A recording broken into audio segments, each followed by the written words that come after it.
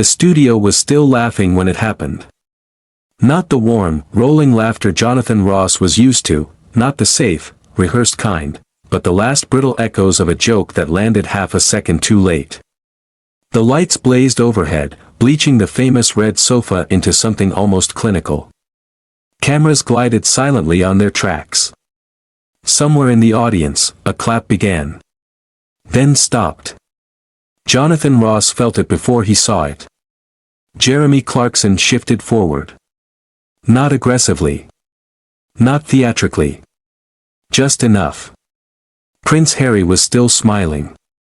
The practiced, polished smile of a man who had survived hundreds of interviews, a man trained since childhood to absorb discomfort and project charm. His hands rested loosely in his lap. His posture said relaxed. His face said ready. And then Clarkson spoke. Not loudly. Not angrily. Calm. Almost conversational. It was the kind of tone that doesn't ask for permission, the kind that tells the room something irreversible is about to happen. The audience leaned in without realizing it. You could feel the oxygen thin, like the moment before a storm breaks. Jonathan Ross opened his mouth, instinctively ready to soften the exchange with humor, but no sound came out. Even he knew, this wasn't a joke segment anymore. Harry's smile faltered. Just for a fraction of a second. But on camera, fractions matter. Clarkson's words didn't land like an insult. They landed like a diagnosis. A sentence stripped of theatrics, stripped of cruelty, and that's what made it dangerous. There was no rage to dismiss. No outburst to wave away as bad manners. Just a statement that reframed everything Harry thought this conversation was going to be. The crowd didn't gasp. They didn't boo. They went quiet. That kind of silence. The kind that spreads. Harry blinked once. His shoulders stiffened. He laughed softly, the reflex of someone buying time, but the laugh didn't reach his eyes. Around him, the energy had shifted. The red sofa suddenly felt less like a place of comfort and more like a witness stand. Jonathan Ross glanced between them, sensing the invisible line that had just been crossed. This wasn't banter. This wasn't controversy for clicks. This was something sharper. Something personal. Something that couldn't be walked back with a punchline. Clarkson didn't press yet. He let the moment breathe. Let the words settle. Let the cameras do their work. And in that pause, that unbearable, suspended pause, Prince Harry realized this wasn't going to be another sympathetic interview. Because what Clarkson said next wouldn't just silence the room. It would follow Harry for months. This wasn't supposed to be a moment that mattered. On paper, it was just another Friday night appearance, a celebrity sofa, polite applause, a few rehearsed anecdotes, and a familiar escape route back into applause. Prince Harry had done this circuit before. Different hosts, different countries, same rhythm.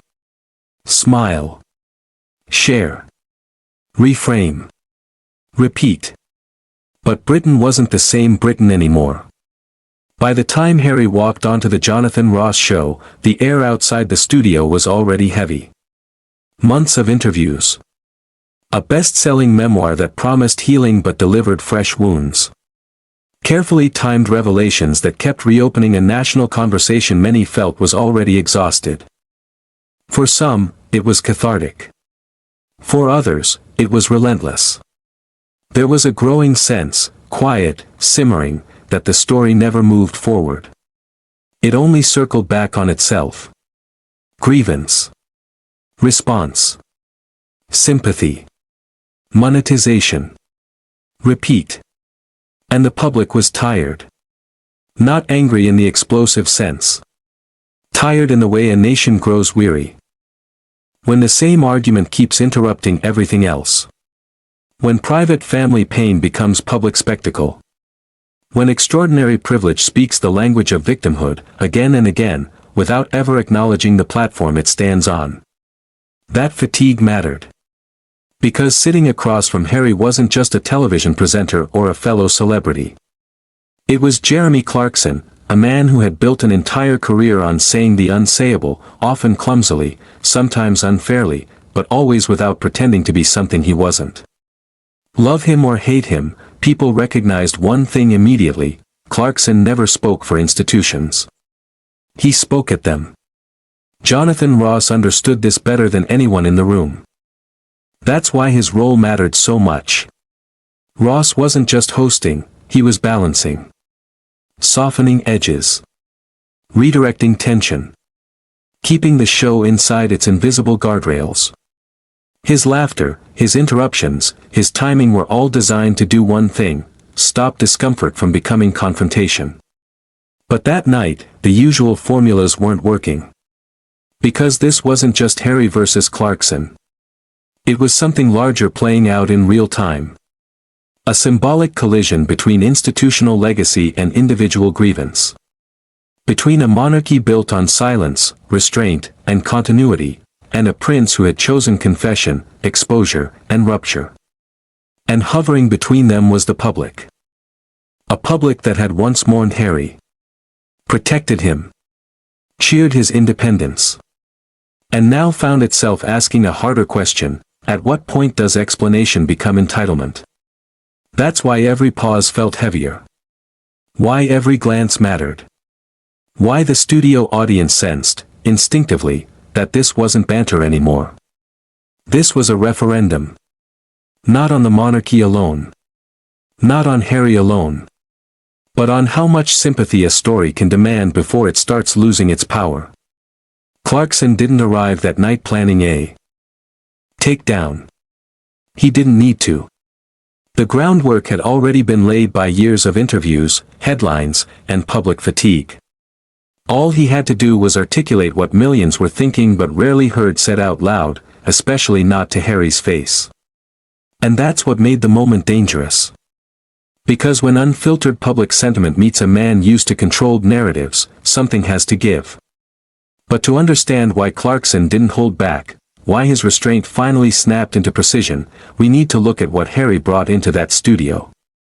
Once, Prince Harry was untouchable. He was the broken-hearted boy behind his mother's coffin. The smiling soldier in desert fatigues. The royal who felt human in an institution that often felt cold. For years, the public protected him instinctively. Criticism was off-limits.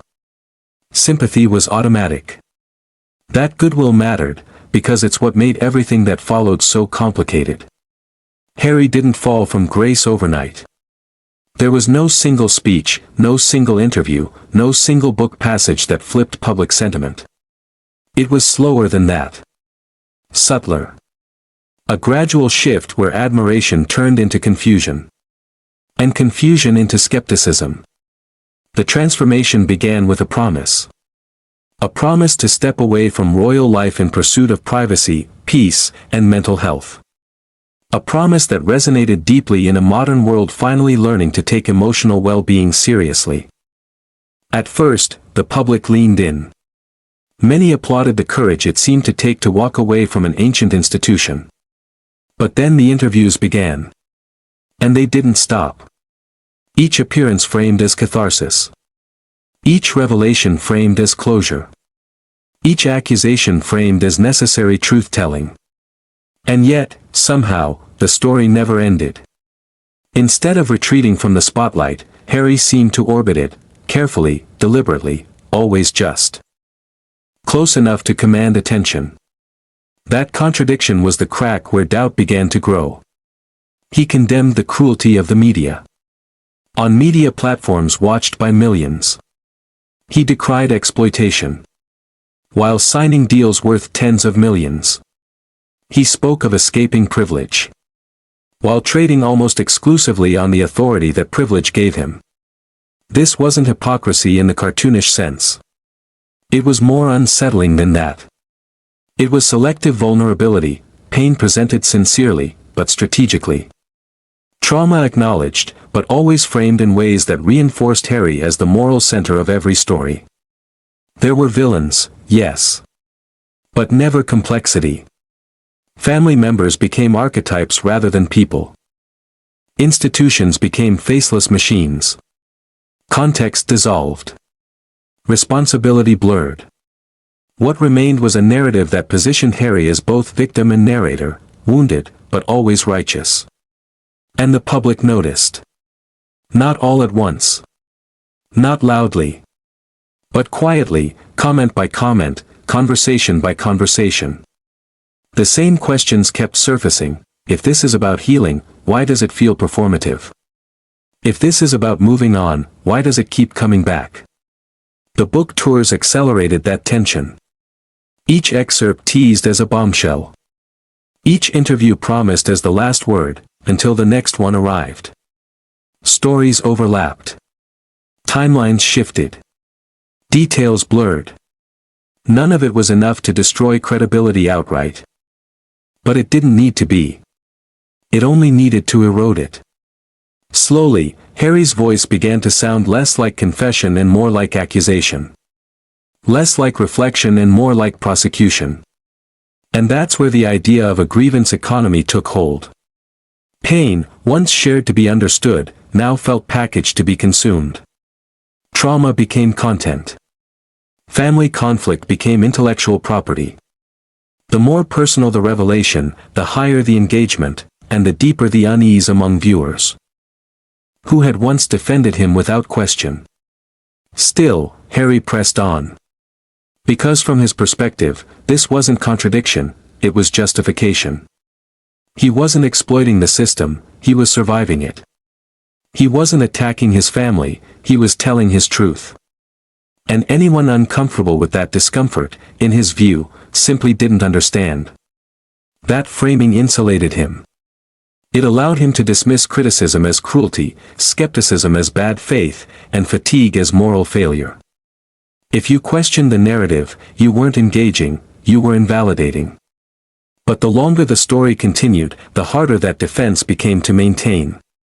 By the time Harry walked onto the Jonathan Ross show, he carried more than personal pain. He carried the weight of a narrative that had begun to wobble under its own repetition. A story that demanded endless empathy while offering little reflection.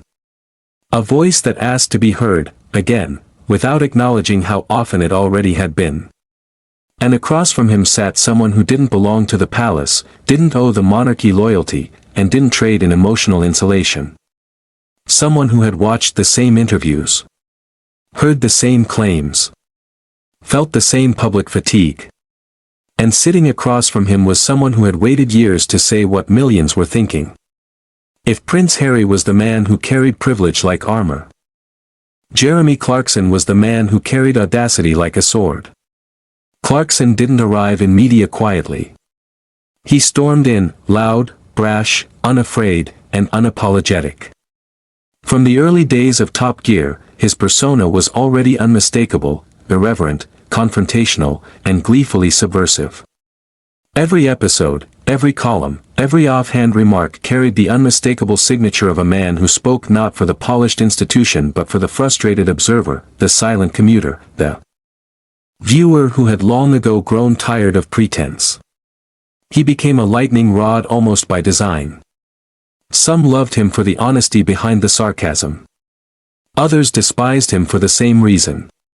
But there was no confusion about who he was, no effort to soften his edges for comfort, no need to masquerade as polite. Clarkson was Britain's loudspeaker, for better or worse, for every emotion citizens felt but rarely voiced, impatience, indignation, disbelief, and even laughter at the absurdities of modern life. And therein lay the secret to his resonance with ordinary viewers. While the elite spoke in polished statements, meticulously crafted narratives, and carefully calculated apologies, Clarkson spoke in language that hurt a little, but also felt truthful. He gave a voice to a frustration many kept buried, that the world was increasingly out of step with reason, fairness, and accountability. When he mocked absurdity or called out hypocrisy, it was as if the audience themselves had finally been allowed to speak. Clarkson's relationship with elites was complicated, to say the least.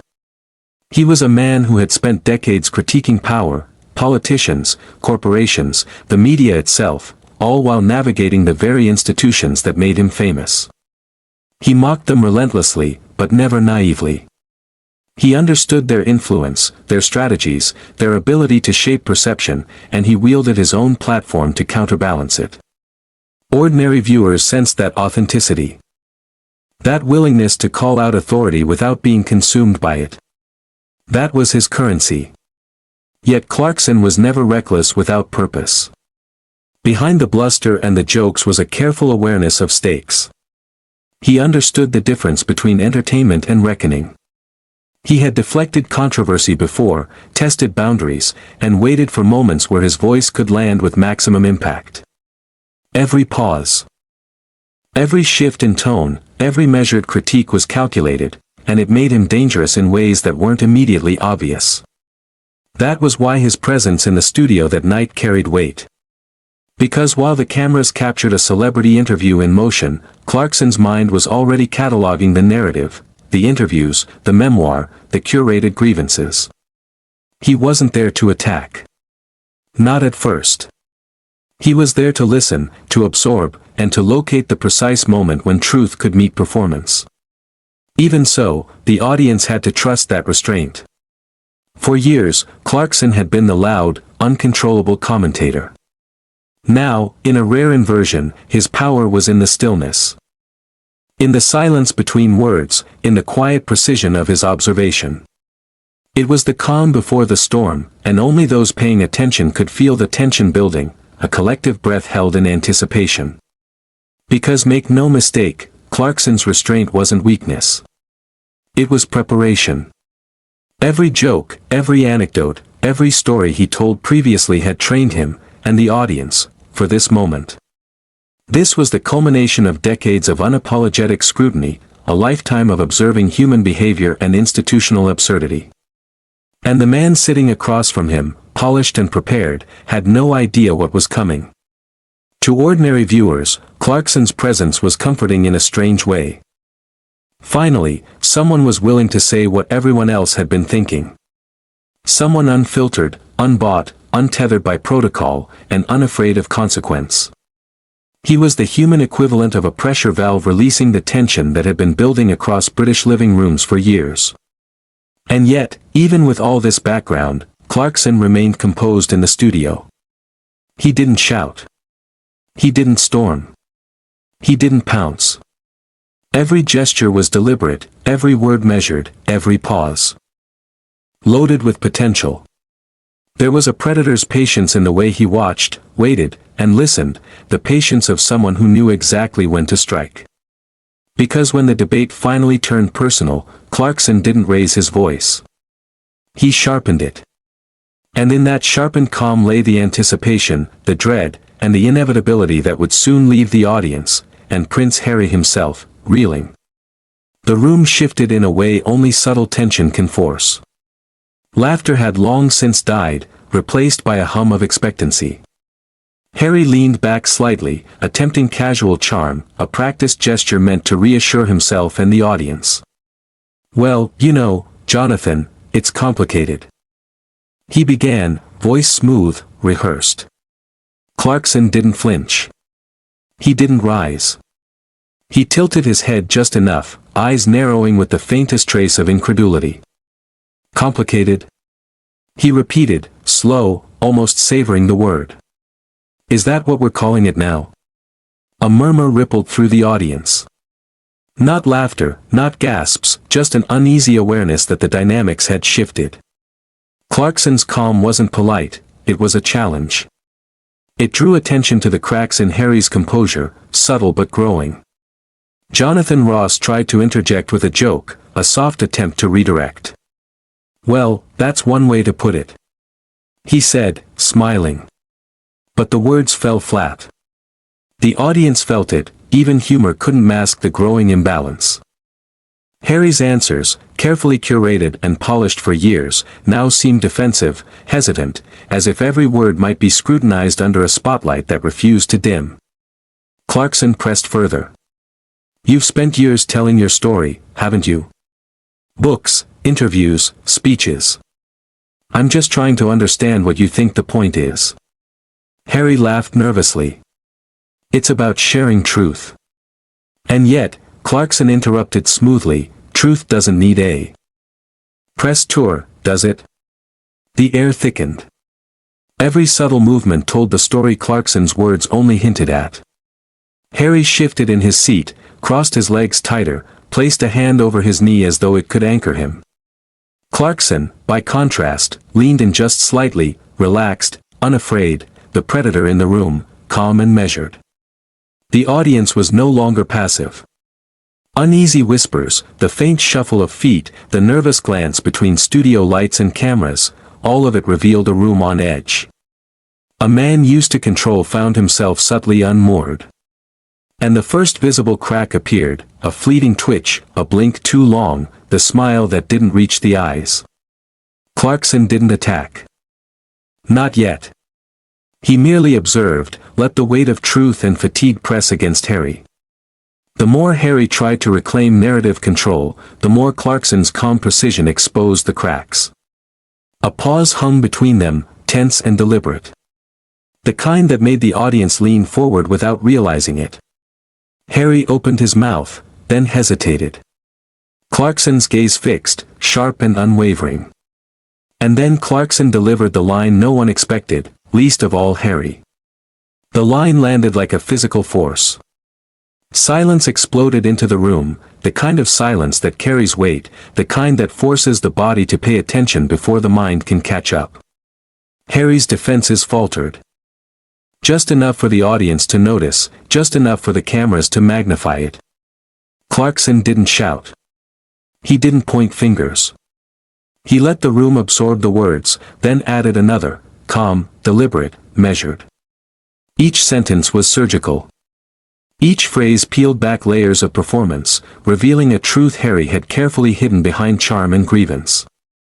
Let me get this straight, Clarkson said. You speak of duty, of sacrifice. Yet every statement you make is meticulously packaged for applause. Every revelation curated. And we're supposed to admire courage in that? A murmur ran through the crowd, almost a gasp. Harry's lips pressed together, a subtle tightening of the jaw, the first outward crack in the carefully maintained facade. Clarkson's strategy wasn't to humiliate, but to illuminate, dignity versus entitlement, substance versus narrative. He paused. Let the silence work its magic. In that pause, the audience felt the room's energy shift. No one moved. Even Jonathan Ross seemed momentarily stunned, caught between relief at the candor and unease at its precision. Clarkson continued, layering irony with receipts. He referenced interviews, selectively recalled statements, but never ridiculed Harry outright. Each observation was framed as a question of logic and consistency. You speak of escaping privilege, he said, yet rely on it daily. You speak of fairness, yet profit from the attention that fairness might otherwise criticize. How does one reconcile that? Harry's hand twitched. His practiced smile faded. He laughed again, nervously, unconvincingly.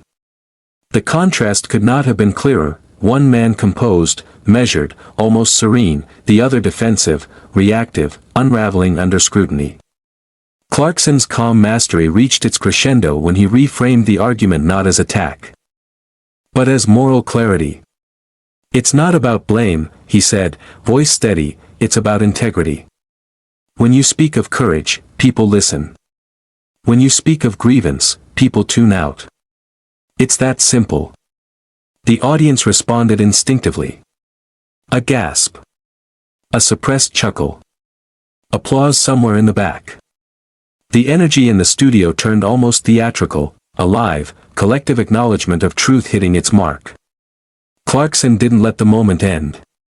He pressed further, articulating what millions watching had felt in their living rooms. For months, years even. The audience wasn't just witnessing a debate, they were seeing validation of their patience, their fatigue, their frustration with narratives that demanded empathy without reflection. Every statement Clarkson made was a mirror for public sentiment, precise, controlled, and devastatingly effective. Harry's confidence visibly collapsed. Hands tightened, shoulders stiffened, eyes darted. For a moment, he looked like the man who had once been shielded by protocol, privilege, and the deferential press, stripped bare in front of millions. Clarkson's mastery lay not in the words alone, but in the timing, in the pauses that let tension breathe, in the calm that amplified the impact. Every line was a scalpel. Every inflection calculated. And all the while, the audience held their collective breath. This wasn't entertainment. This wasn't celebrity gossip. This was accountability performed in real time, delivered not with anger, but with precision. The moral arc was clear: dignity confronts entitlement. Substance confronts narrative. Calm confronts pretense. And as Clarkson concluded this measured, surgical takedown, the room exhaled collectively, the tension, the discomfort, the anticipation giving way to stunned clarity. Yet the real explosion didn't happen in the studio, it happened online. Within hours, clips, comments, memes, and hot takes began to circulate. Millions dissected every word. Analysts weighed in. Public sentiment shifted subtly but irrevocably.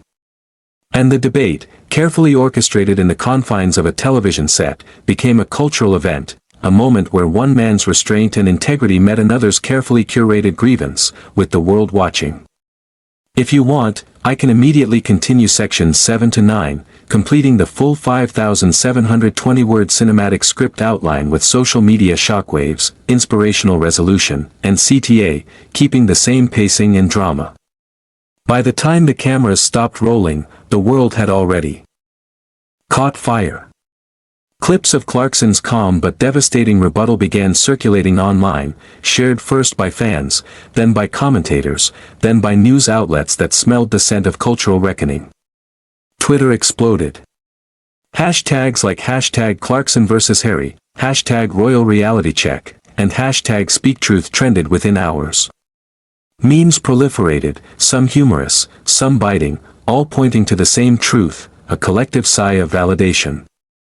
For millions, it was the moment someone finally voiced what had been silently simmering in living rooms, offices, and online comment threads for years.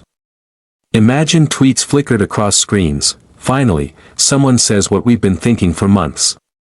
Calm, precise, unrelenting. Watching Clarkson dismantle entitlement was strangely satisfying. Like justice served with a grin. Harry looked human for the first time in public. And Clarkson didn't even raise his voice. News outlets framed the debate as a turning point. Headlines suggested that the monarchy's carefully curated image had collided with a citizen voice amplified by decades of public fatigue.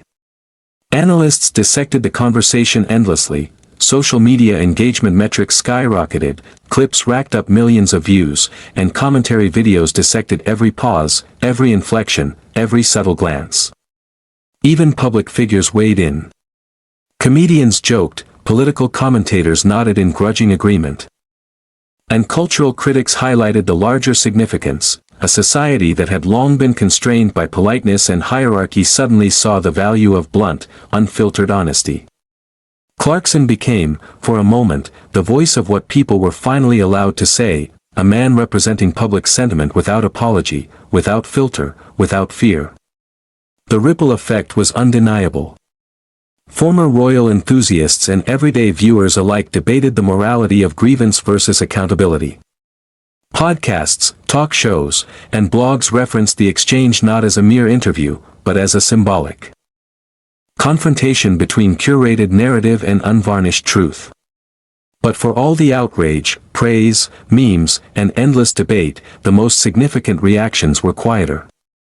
Private reflections in homes, whispered conversations in offices, reconsiderations of long-held opinions, the kind of cultural shift that doesn't always register in trending metrics. The moment had seeped into the collective consciousness, forcing a subtle but irrevocable reassessment. And yet, the most important moment came not from outrage, but from reflection. Out of the silence, clarity emerged. Clarkson didn't win in the traditional sense. He didn't need to raise his voice or deliver insults. His victory was in dignity, precision, and restraint, a demonstration of power wielded responsibly. And the true beneficiaries were not the cameras or the headlines, but the audience itself. This confrontation was larger than celebrity clash or royal scandal. It was a mirror, held up to society. It reframed the conversation from entitlement and grievance to accountability, self-awareness, and moral integrity. For viewers, it wasn't about who dominated the sofa. It was about realizing that courage doesn't always roar, sometimes it observes, waits, and strikes with exacting clarity. Clarkson's measured critique reminded the public that criticism is growth, not cruelty. When delivered with intent, insight, and calm, it can illuminate contradictions without humiliating, it can encourage reflection rather than incite shame. And in this instance, millions were prompted to ask, how do we hold ourselves accountable? How do we measure dignity against grievance? There was also a national undertone, subtle but unmistakable. A cultural recognition that British values, honesty, forthrightness, resilience, could coexist with empathy and nuance. Clarkson, in his own unconventional way, reminded the nation that speaking truth is an act of service to society, not a personal vendetta. Emotionally, the crescendo was unmistakable. The audience, both in the studio and at home, had witnessed the triumph of composure over deflection, sincerity over spectacle, authenticity over performance. It was cathartic, satisfying, and inspiring, a reminder that even amidst chaos, principle can prevail. And as the cameras faded to black, the moral was clear: confrontation, when guided by integrity and intent, becomes a lesson rather than a spectacle. The story of that night wasn't simply about Harry or Clarkson, it was about the values that hold society together, the courage to speak truth, and the responsibility to listen, reflect, and grow. The screen fades. The red sofa is empty. The lights dim. And yet, the conversation doesn't end. This wasn't just an episode of the Jonathan Ross Show. It was a lesson in dignity, accountability, and courage, for individuals, for institutions, for a society still navigating the tension between privilege and principle. If you watched and felt a twinge of recognition, if you caught yourself thinking, finally, someone said it, then you were part of this cultural moment. Not as a passive observer, but as a participant in the ongoing conversation about truth, responsibility, and reflection. And here's the invitation: don't let it end here. Share this story, discuss it, think critically about it. Let it inspire the courage to question, the patience to listen, and the integrity to act. Because the power of truth isn't measured in headlines or trending hashtags, it's measured in the small, quiet changes it sparks in minds, communities, and culture itself. If you believe truth still matters, if you believe accountability and dignity are more than ideals, then subscribe, join the conversation, and become part of a community that values clarity over spectacle, reflection over outrage, and courage over comfort. The night may have ended on the sofa, but its lessons are ongoing, and they belong to everyone who chooses to witness, listen, and act.